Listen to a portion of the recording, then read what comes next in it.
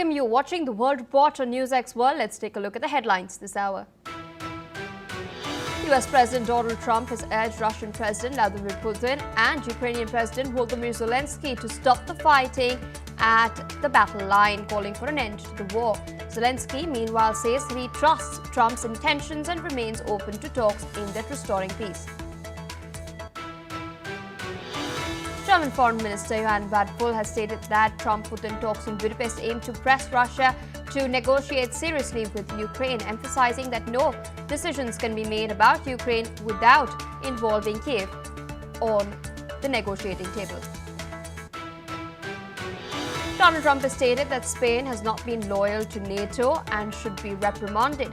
He has criticized Spain for rejecting the 5% spending target despite other EU countries complying and suggests that NATO should consider action against the country. China has agreed to resume trade talks with the United States as soon as possible. US President Donald Trump has confirmed that his meeting with Chinese counterpart Xi Jinping is likely to go ahead. Chinese Foreign Minister Wang Yi has met his Canadian counterpart Anita Anand in Beijing, marking 55 years of diplomatic ties. Both sides have reaffirmed their commitment to enhancing dialogue and cooperation. 64 South Koreans held in Cambodia have returned home under arrest. Now authorities say that they are implicated in scams, voice phishing and fraud and will face investigations and legal action as well as drug testing upon arrival. Hamas has returned yet another body of a hostage to Israel, promising to hand over the rest as well. Israeli Prime Minister's office has urged Hamas to follow Trump's 20-point peace plan, warning that time is running out. Pakistan has launched airstrikes inside Afghanistan, killing at least 10 and breaking a 48-hour ceasefire. The Afghanistan Cricket Board has confirmed that 3 players have lost their lives during the attack and has withdrawn from the trilateral series. Well, viewers, those are the headlines and our top focus. US President Donald Trump has now called for an immediate halt to the war in Ukraine, urging both Ukrainian President Volodymyr Zelensky and Russian President Vladimir Putin to stop right now at the battle line. Now, after a 2-hour meeting with Zelensky at the White House, Trump has stressed the need to end the conflict, stating that it had become too complicated to resolve without action. Take a look. So the shutdown continues. The Republican Party is not going to pay $1.5 trillion to illegal immigrants coming into our country, coming in for a lot of reasons, coming in from prisons, from jails, from all over the place, from Venezuela, many countries. We're not going to do that. So the shutdown continues. It's a Democrat shutdown. It's a Schumer shutdown because his career has failed and it's over. I met with President Zelensky, as you know, today, and we had a very good meeting.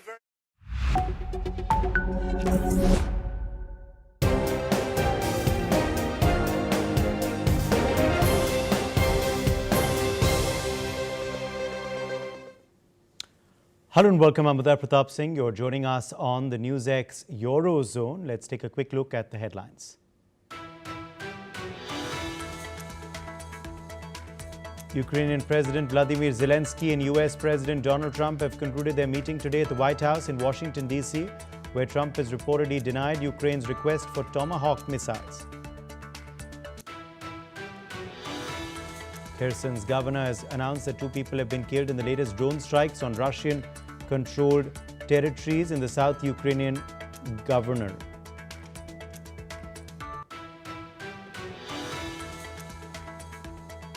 Britain's Prince Andrew has said that he's giving up his title of Duke of York following years of criticism about his behavior and connections to the late US sex offender Jeffrey Epstein.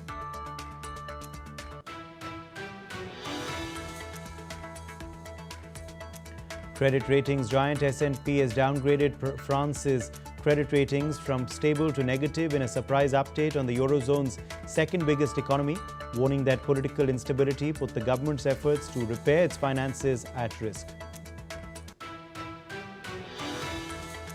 Remains of Eliyahu Churchill Margolith, who was killed on 7th October 2023, identified after being passed to Red Cross by Hamas, Margalit was killed at Nir Oz kibbutz on the 7th of October 2023 during Hamas's assault on southern Israel and his body taken into the Gaza Strip. His death was confirmed in December 2023. His daughter Nili Margalit was also kidnapped and returned as part of a deal in November 2023. United States Treasury Secretary Scott Bessent has said that he and Chinese Vice President He Lifeng have conducted frank and detailed discussions on US-China trade. The Treasury Secretary has also announced that an in-person meeting has been scheduled for next week as the world's two biggest economies look to tone down trade tensions. An Afghanistan delegation has arrived in the Qatari capital of Doha for peace negotiations between the two countries 2 days after a ceasefire was declared on the border. The delegation from Kabul is led by Defence Minister Mullah Muhammad Yaqub, while details about the Pakistani delegation are not clear at this moment. In a tense protest outside the US Embassy in Bogota, Colombia, 4 police officers sustained injuries when demonstrators launched arrows and explosives, according to local authorities. The protest was organized by a group known as Congreso de los Pueblos to oppose the policies of US President Donald Trump. The International Atomic Energy Agency has confirmed that repair work has commenced on damaged off-site power lines to the Zaporizhzhia nuclear power plant after a 4-week power outage. IAEA Director General Rafael Grossi has said that local ceasefire zones were established to enable the repairing process safely. Grossi emphasized that restoring the external power supply is vital for ensuring the plant's nuclear safety. Both Ukrainian and Russian sides have cooperated constructively with the IAEA to implement a comprehensive repair plan. Meanwhile, the Russian Defense Ministry has said that its forces had taken control of 3 more villages in eastern Ukraine, 1 village in the Dnipropetrovsk region and 2 in the northeastern Kharkiv region near the Russian border.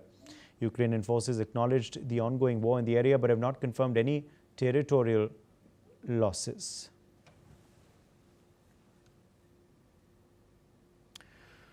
Well, joining us on the broadcast is Professor Georgy Toloroya, Professor of Russia Academy of Science, Moscow. Thank you very much for being with us on NewsX today, Professor Toloroya. What do you make of these IAEA repair plans now? They, of course, come amidst the strife that continues in this region.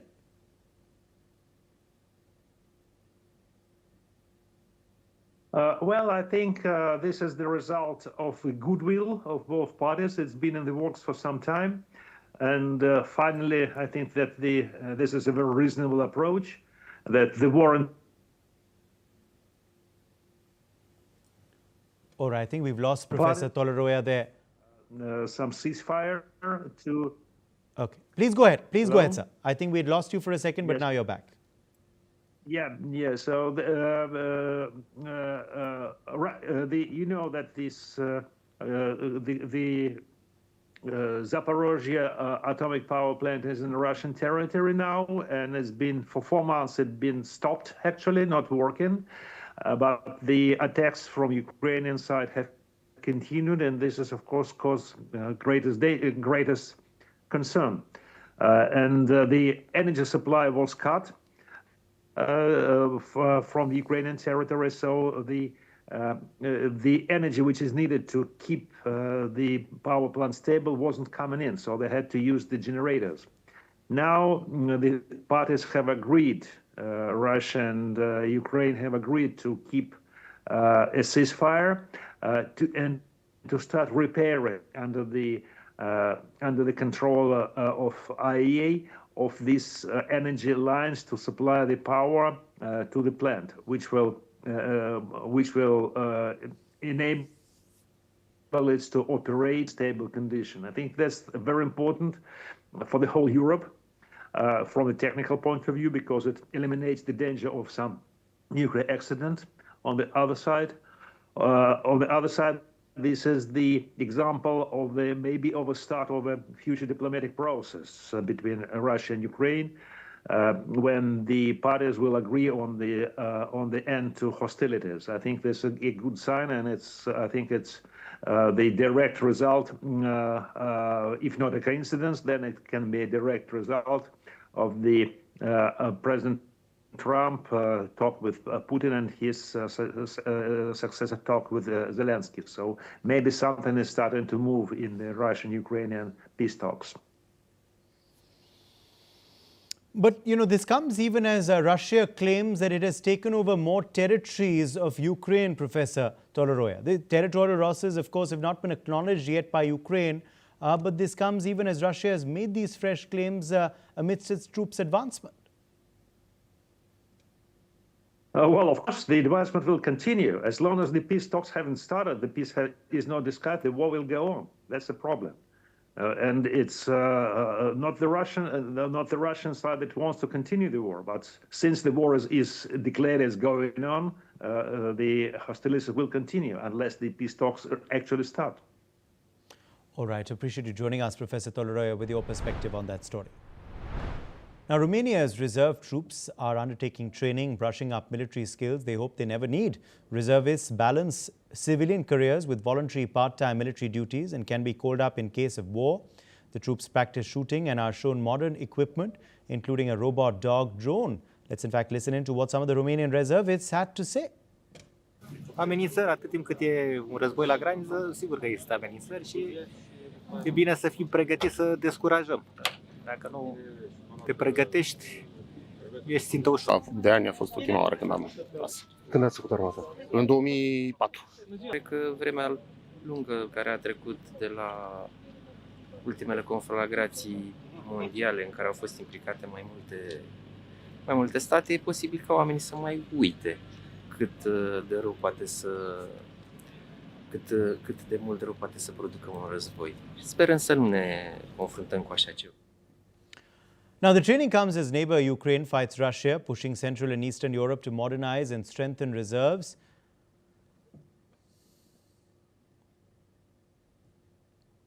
Britain's Prince Andrew has announced that he will give up using his title of Duke of York following years of criticism over his connections to the late US sex offender Jeffrey Epstein. The move comes as the royal family seeks to distance itself from controversies surrounding the second son of the late Queen Elizabeth and his association with convicted sex offender Epstein. Meanwhile, Andrew has said that the continued accusations against him have distracted from the work of the king and the wider royal family. Additionally, he has confirmed that he will no longer use the title of honours bestowed upon him, while reiterating his denial of all allegations. Moreover, biographer Andrew Lowney has said that he welcomes the move, noting it was about time something was done to address the long-standing controversy. I don't think there's any doubt he's banged to rights on this, and I'm glad that something has eventually been done. It couldn't drip feed because it was infecting all the work the royal family did and undermining any support they had in the wider public. I mean, he'll be upset because these things are important to him. They give him a sense of identity. But as long as he can stay in Royal Lodge, as long as he can have his shooting weekends. I think he'll be content with this. This is probably a compromised position. Public support for stripping Andrew of his titles had been strong. Recent polls have shown that nearly 2/3 of Britons backed the decision, with only a small minority in opposition. I guess if his titles are meaningful in terms of he's held in high regard by society, then I guess if his behaviour hasn't actually been commensurate with, if you like, the status or regard with which society regards him, then it's only right that he should give up his titles and actually say, well, I'm not actually holding my behaviour, if you like, to that high standard. Moreover, the controversy has also been compounded by Andrew's business links, including a close associate who was later identified as a Chinese spy and banned from the UK on national security grounds.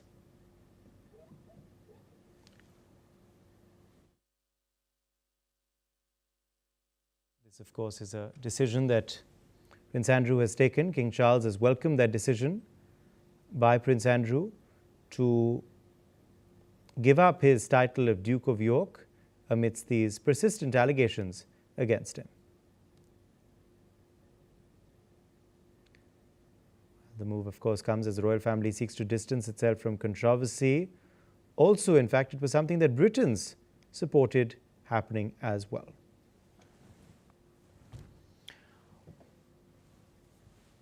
Meanwhile, credit rating agency S&P Global has downgraded France's credit ratings to A+, A-1 from AA-A-1+, citing lower than expected budgetary consolidation in the absence of significant budget deficit reducing measures.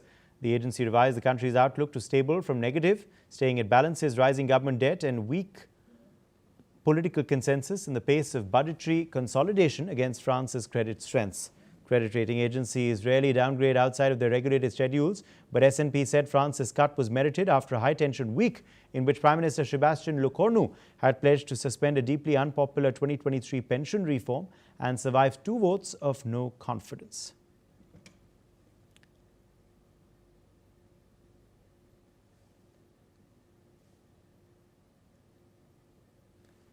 So, credit ratings agency S&P Global has downgraded France's credit ratings to A+, A-1 from AA- A-1+, citing slower than expected budgetary consolidation.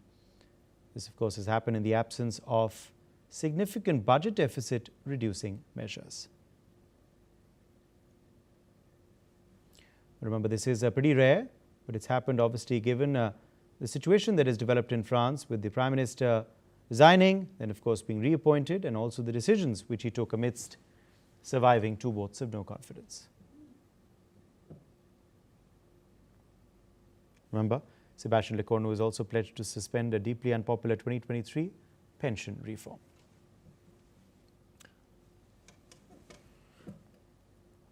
Peter Cardillo, Chief Market Economist at Spartan Capital Securities, is joining us live from New York. Peter, thank you for being with us. What do you make of this move by S&P? Excuse me, can you repeat the question? What do you make of this move by S&P, Peter? The move regarding? Well, downgrading of France's rating. Okay, I'm having difficulty. I think we're having some trouble with Peter's connection, unfortunately, there. Okay, we'll try and re-establish that. But let's quickly turn our focus to more news coming in this hour. A Polish court has ruled against extraditing a Ukrainian national sought by Germany over the 2022 Nord Stream gas pipeline explosions. The court has ordered his immediate release, citing he may have functional immunity as part of his official duties for the Ukrainian state. Let's listen in to the Polish judge. Uchylić środek zapobiegawczy w postaci tymczasowego aresztowania stosowany w sprawie niniejszej wobec Wołodymyra Żurawlowa i nakazać jego niezwłoczne zwolnienie. Wysadzenie infrastruktury krytycznej dowolnego państwa w czasie pokoju przez wrogie służby specjalne czy grupy terrorystyczne są sabotażem i stanowią przestępstwo sabotażu. Natomiast tego samego rodzaju działania podejmowane przez siły zbrojne, w tym siły specjalne, w czasie wojny, ale wojny sprawiedliwej, obronnej, na infrastrukturze obronnej, na infrastrukturze krytycznej agresora, nie są sabotażem.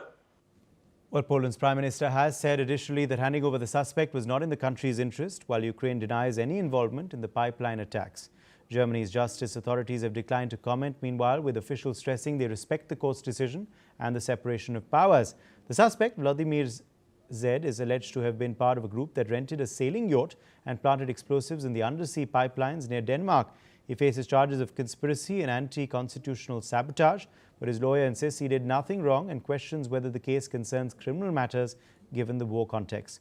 Well, this decision, of course, follows a similar ruling in Italy, where a second Ukrainian suspect was granted a temporary reprieve from extradition extradition on procedural grounds, of course. Polish courts can refuse transfers under European arrest warrants if human rights or ongoing domestic proceedings are at risk.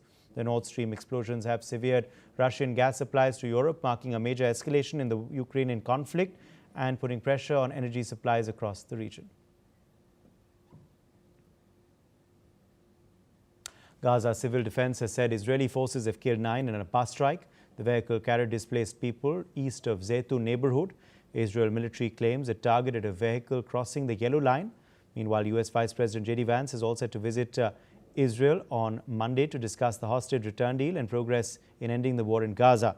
He will also advance the second stage of President Trump's peace plan, focusing on Hamas disarmament and establishing an alternative administration authority in Gaza.